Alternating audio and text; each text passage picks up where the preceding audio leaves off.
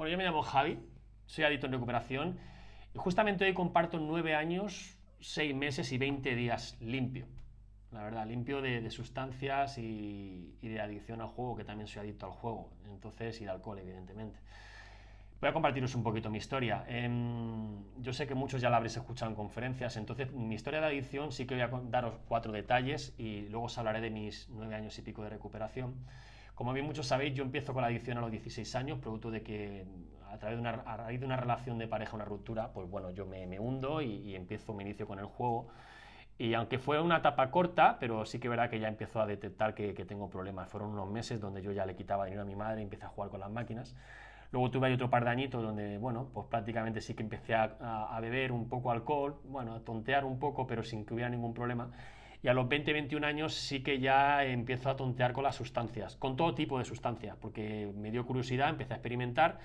Yo empiezo a consumir mi sustancia importante cuando empiezo a ir con unos amigos y esto no lo he compartido muchas veces, pero me acuerdo que por búsqueda de aceptación, porque yo no quería. Mi primer consumo de sustancia de verdad, yo no quería consumir. Yo lo hice por quedar bien con el grupo, porque me sentía inferior. Y ahí empecé, ¿vale? Es decir, algo pasó, algo de un clic ahí en mi cerebro donde me gustó, me llamó la atención y a partir de ahí me inicié prácticamente todos los fines de semana con consumos, eran mínimos y controlados, junto con juego. De los 21 a los 23 tuve 2 años donde, bueno, era fin de semana sí, fin de semana no, pero un poco más en 2 3 meses se me despierta ya un consumo bastante fuerte donde ya empiezo a estar sábado y domingo prácticamente desaparecido. Mi padre se asusta, yo también, yo tampoco quería esto en mi vida y me deciden ingresarme en un centro. Me ingreso, paso el trámite, cubro expedientes, estoy mes ingresado. Me acuerdo de esa etapa y fue bonita porque aprendí muchísimas cosas, pero bueno, no estaba preparado para hacer todas las renuncias que había que hacer. Yo quería recuperarme, quería seguir bebiendo alcohol, quería seguir teniendo una vida normalizada, simplemente quería apartar la droga y el juego de mi vida y seguir con todo, ¿no? Bueno, de los 21 vuelvo. Hay una cosa que sí que cambia, esto sí que quiero incidir. Cuando yo ya me ingreso y hago este proceso terapéutico, es verdad que aprendí muchas cosas, y es que ya se te acaba el consumo bonito. Cuando tú ya decides conscientemente que ya no quieres más esto en tu vida, a partir de ahí, cualquier consumo o recaída que tengas después, no va a haber ningún tipo de disfrute. Entonces, yo puedo deciros que desde los 22 años yo nunca disfruté del consumo.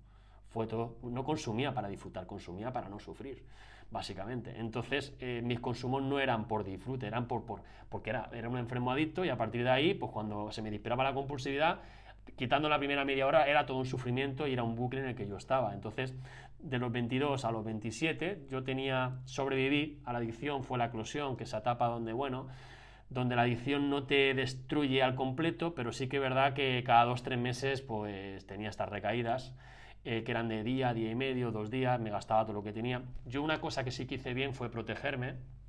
Yo tenía mancomunadas todas mis cuentas, todo lo que ganaba se lo daba a mi madre, porque yo sabía la capacidad de destrucción que yo tenía.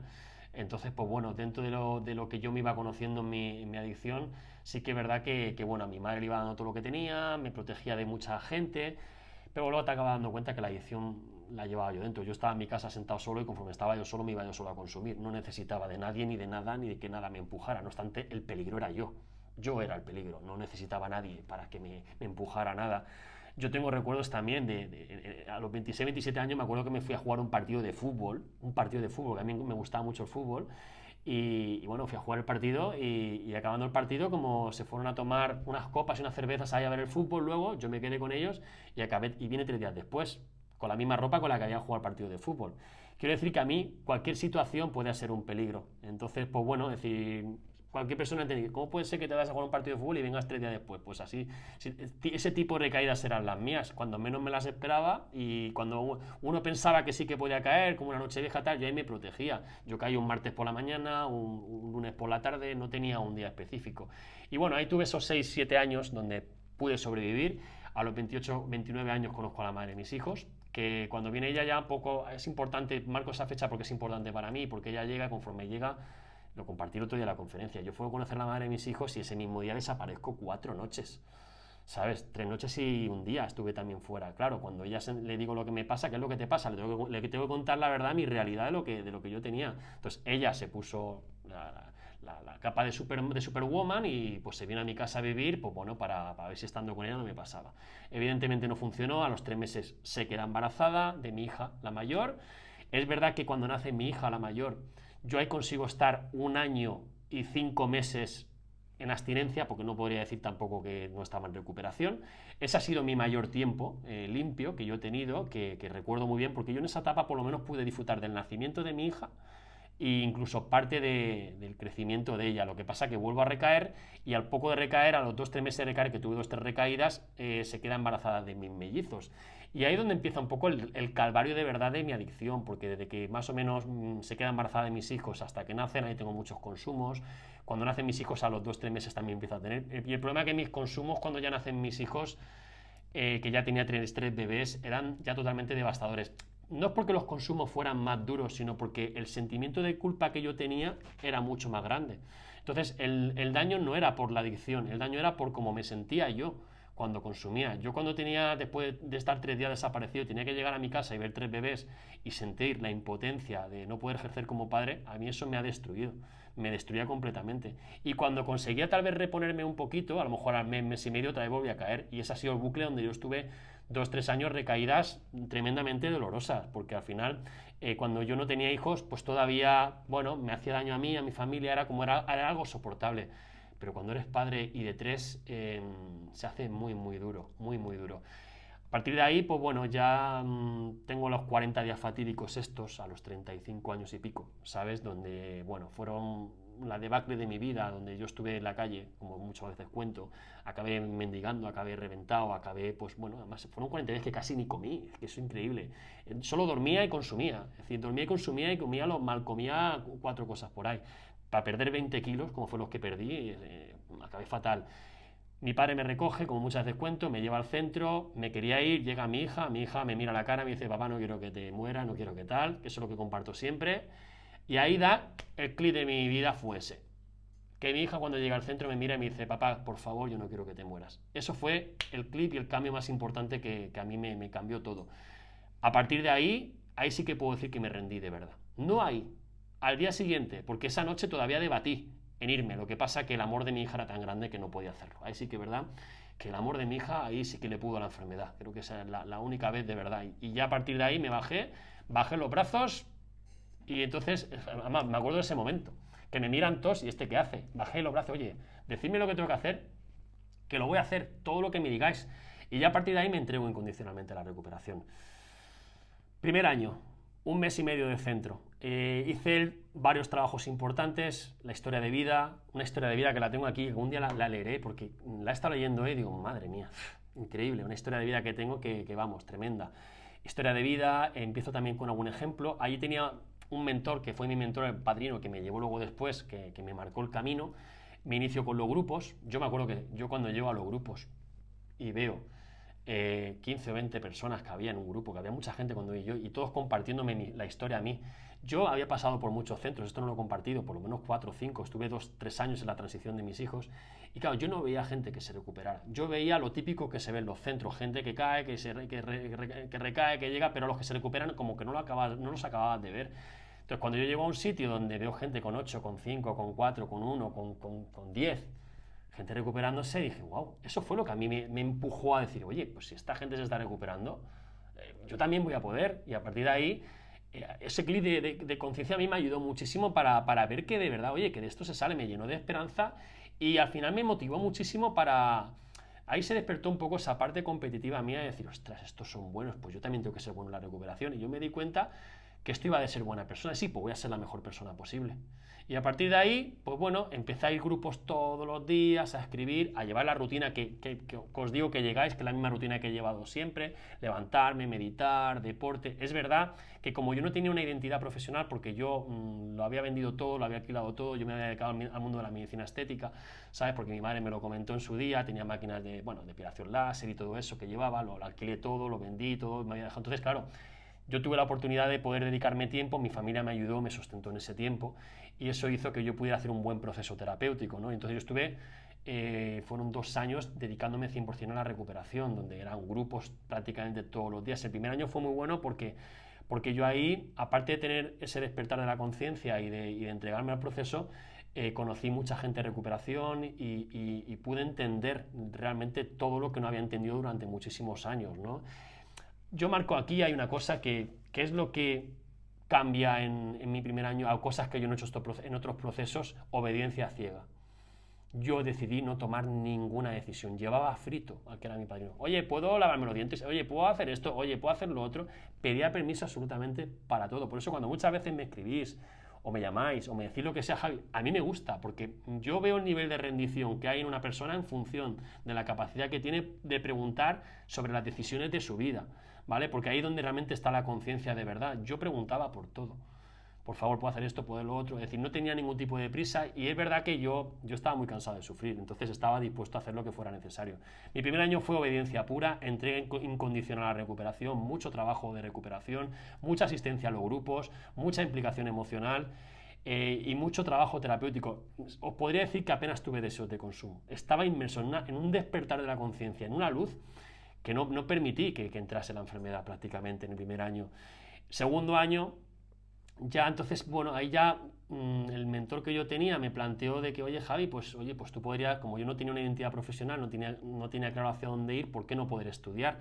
No tenía claro que yo me fuera a dedicar a las adicciones. Me gustaba el desarrollo personal, que era algo que me llamaba mucho la atención, porque claro, era lo que yo estaba haciendo en ese momento, que era crecer y evolucionar yo. Y yo me decía, hombre, si yo llevo la antorcha a otras personas para que cambien y se transformen, pero no tenía pensado hacerlo las adicciones, porque yo todavía no había hecho las paces con mi condición de adicto. Entonces, aunque sí estaba entregado, pero yo quería un poco meterme más en el desarrollo personal, que era como ayudar a otras personas que estaban sufriendo, pues bueno, a que transformen su vida. Entonces estudié integración social, coaching, en el segundo año, pues bueno, complementé mi formación con la recuperación. Segundo año fue un año muy bonito para mí porque yo dejé de estudié formación y turismo, la dejé la carrera universitaria y es como si hubiera empezado mi proceso, hubiera nacido donde yo me eché a perder, básicamente. Entonces me gustó volver a clase, sentirme otra vez que estudiaba en un pupitre. Fue como, no sé, fue algo para mí de las cosas más mágicas que me dio la recuperación, que es volver a estudiar. Entonces, pues bueno, empecé y me gustó muchísimo. El año de integración social fue muy bueno porque aprendí mucho. A nivel de recuperación, seguí trabajando en mí y seguí haciendo grupos. Hay una de las cosas que yo hice en mi segundo año, que lo quiero recalcar, y es que cuando yo estaba en el primer año, yo veía los errores que cometían los que estaban en el segundo año. Y yo era hábil, decía, como ahí tenía mucha humildad, yo decía, esto me puede pasar a mí, esto me puede pasar a mí, que yo soy de estos que crees que solo saben. Entonces yo miraba mucho a lo del segundo año, que recaían y el por qué. ¿Qué hice yo? Renovar mi compromiso. Me reseteé completamente. Cuando cumplí el primer año, lo que yo me dije, me comprometí es a seguir llevando el mismo nivel de intensidad de recuperación casi que el primero. Y así fue.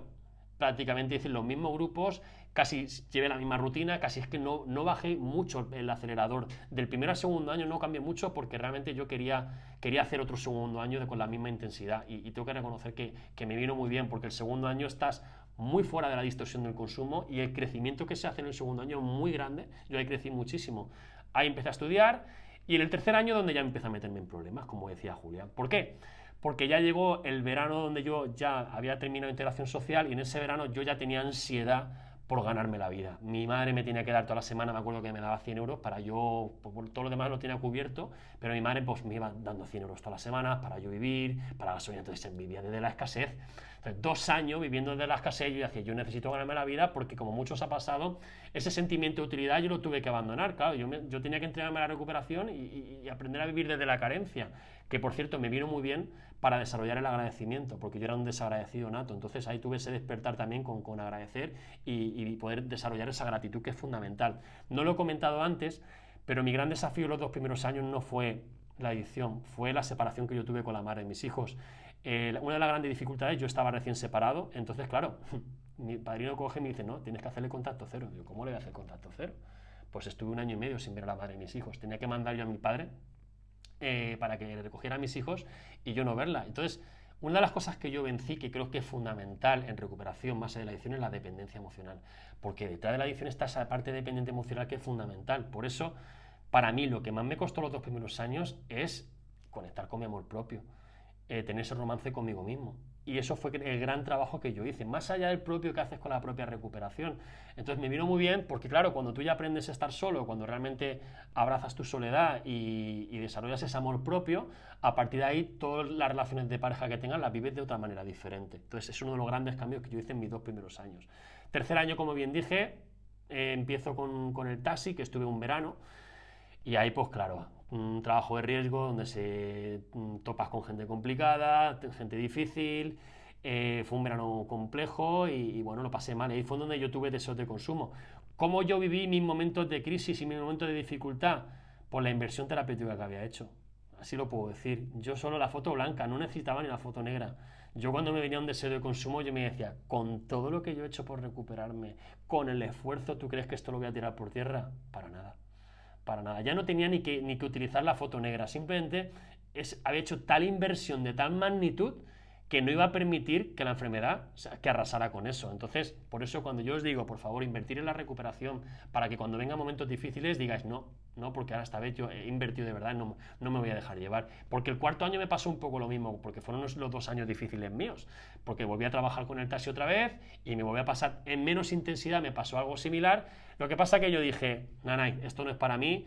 Y entonces fue donde ya, claro, yo no quería dedicarme al mundo del desarrollo personal de las adicciones tan pronto, quería darme un tiempo y por eso me metí en este trabajo de transición, que fue el taxi de mi padre. Luego lo pude dejar y a partir del cuarto año que yo tenía intención de dedicarme al mundo de las adicciones, pues sí que es verdad que, pues bueno, monté un centro en Alicante, que ahí fue donde vino el maestro Abel y Manolo, que son compañeros que están aquí en el grupo, y poco tiempo después, lo monté en febrero, llegó la pandemia y tuve que cerrarlo. No, vamos, es que casi no pude ni abrirlo prácticamente.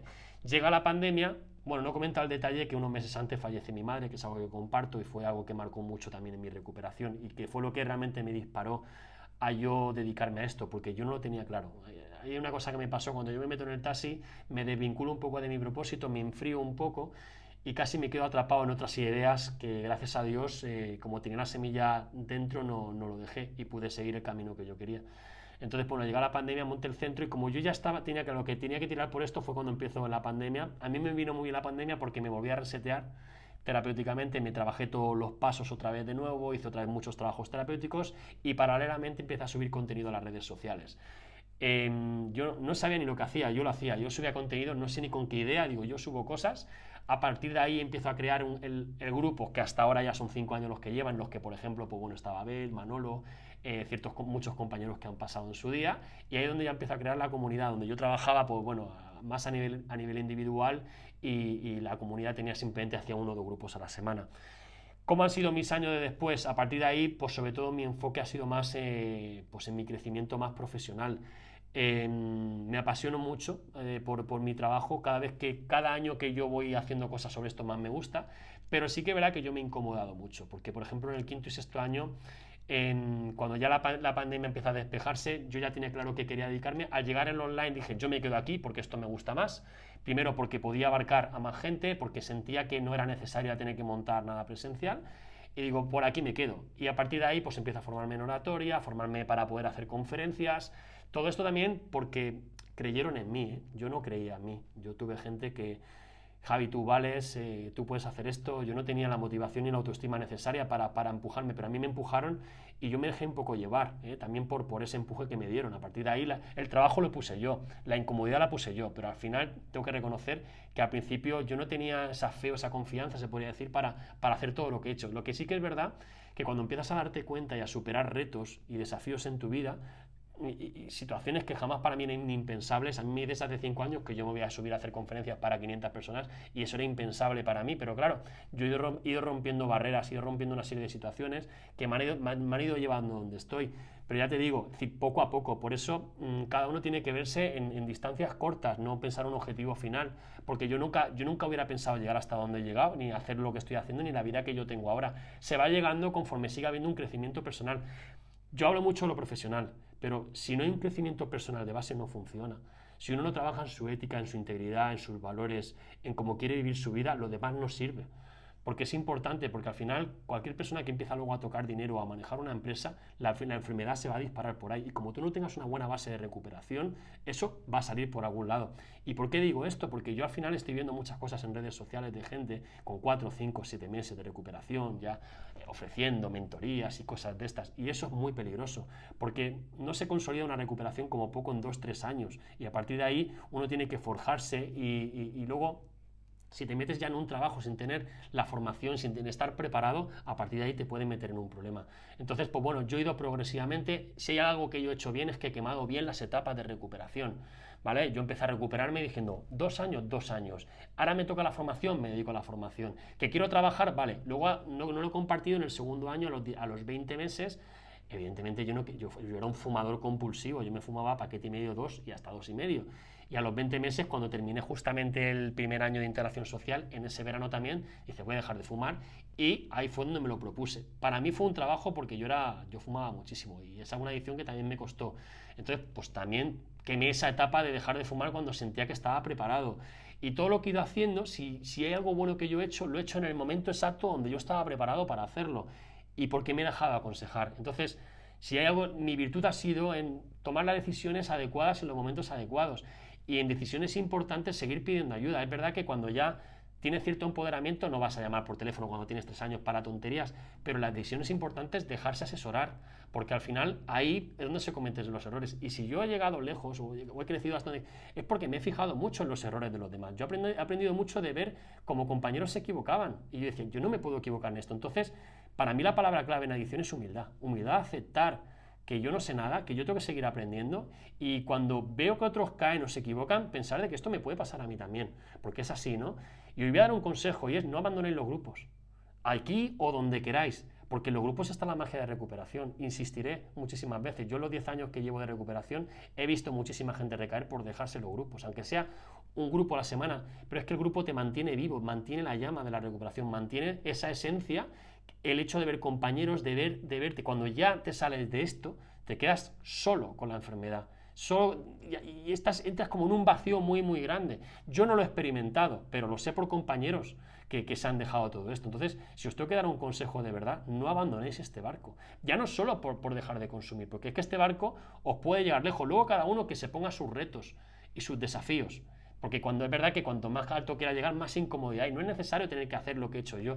Yo era muy competitivo, yo era muy exigente, yo quería hacer algo, pues no sé, no quería vivir una vida de mediocre porque ya la había tenido antes. Entonces quería tener una vida acorde a que mis hijos se sintieran orgullosos. Yo hice una serie de trabajos, que era la carta al poder superior, que me dijeron, Javi, escríbele a Dios cómo quieres que sea tu vida.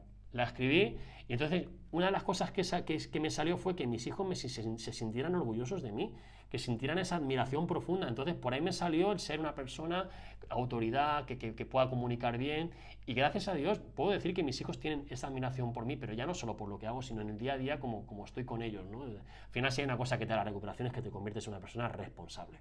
Y eso marca la diferencia, porque salimos de ser personas egocéntricas, victimistas, a ser personas totalmente responsables en todas nuestras áreas de nuestra vida. Con todo esto que os digo, termino. Muchísimas gracias, espero que os haya gustado mi historia, de verdad. No me quiero entretener más, que llevo ya rato, ¿vale?